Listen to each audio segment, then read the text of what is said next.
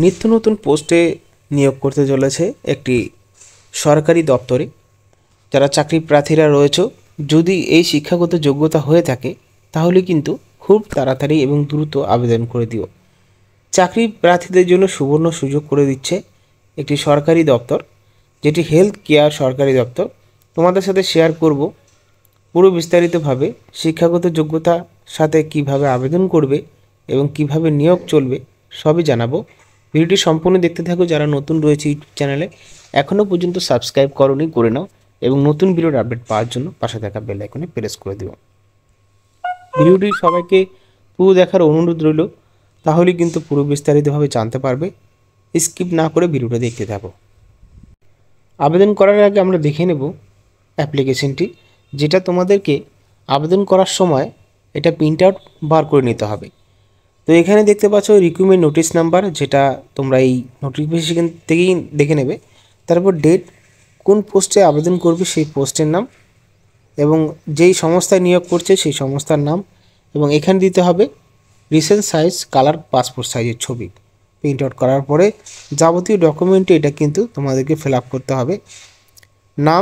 নাম দিতে হবে ক্যাপিটাল লেটারে যে প্রার্থী আবেদন করবেন, বাবার নাম এবং অ্যাড্রেস ফর কমিউনিকেশন, অর্থাৎ যেই অ্যাড্রেসের সঙ্গে যোগাযোগ করবে এই সংস্থা সেই অ্যাড্রেস, ভিলেজ বা road, post office, police station বা block, district, pin code.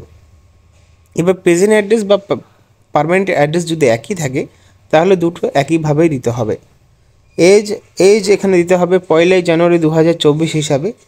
Date of birth থেকে শুরু করে এখানে কত বয়স হয়েছে সেটা দিতে হবে।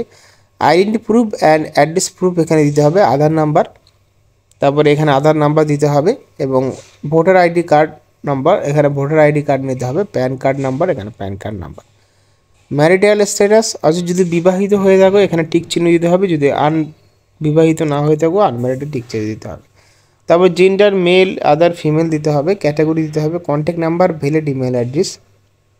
তারপরে অ্যাকাডেমিক কোয়ালিফিকেশন মাধ্যমিক থেকে শুরু করে এখানে পোস্ট গ্রাজুয়েশন পর্যন্ত রয়েছে এবং আদার্সও রয়েছে, এগুলো পূরণ করতে হবে। তারপর কম্পিউটার নলেজ যদি থাকে তার একটা পূরণ করতে হবে, ওয়ার্কিং এক্সপিরিয়েন্স থাকলে সেটা, এবং গ্র্যান্ড টোটাল সব বিষয় দিয়ে। তারপরে ডিক্লারেশনটা একটু সহজভাবে পড়ে নেবেন, প্লেস ডেট সেগুলো সিগনেচার করে পাঠিয়ে দিতে হবে ওই ঠিকানায়, যেই ঠিকানায় আবেদন করছে। এখানে যে সমস্ত পোস্টে নিয়োগ করছে সেই পোস্টের আগে দেখে নেব কোন সংস্থায় নিয়োগ করছে। এটা নিয়োগ করছে office of the principal, college of medicine and GNM hospital, the West Bengal university of health science, Kalyani নদিয়াতে অবস্থিত জিএনএম হসপিটালটি এই নিয়োগটি করা হচ্ছে। এই বিজ্ঞপ্তিটি প্রকাশিত করা হয়েছে ডিসেম্বর মাসের 14 তারিখে। তারপরে এখানে রয়েছে মেমো নাম্বার। এখানে যেই পোস্টে নিয়োগ করছে সেই পোস্টে ল্যাব টেকনিক্যাল রয়েছে, একটি মাত্র শূন্য পদে নিয়োগ করা হবে, 60 বছরের মধ্যে অ্যাপ্লাই করা যাবে।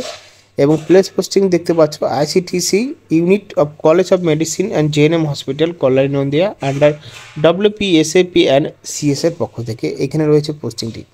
Nature of employment, contractual basic নিয়োগ করা হবে, বেতন দেওয়া হবে 21,000 টাকা প্রতি মাসে।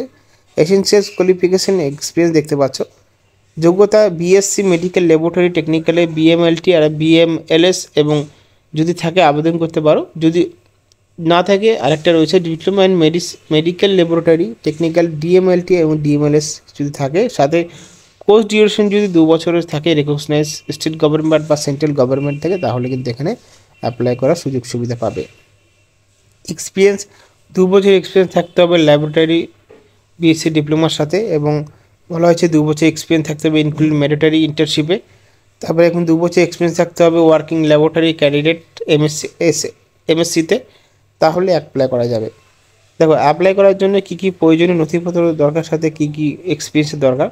নলেজ থাকতে হবে কম্পিউটার এবং নলেজ থাকতে হবে আপনাদেরকে সরকারি সংস্থায়।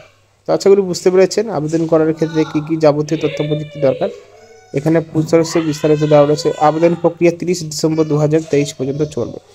এখানে শেষ করছি, যদি কোনো অসুবিধা থাকে কমেন্ট বক্সে জিজ্ঞেস করতে পারো, আমি তার উত্তর দেওয়ার চেষ্টা করবো। ধন্যবাদ।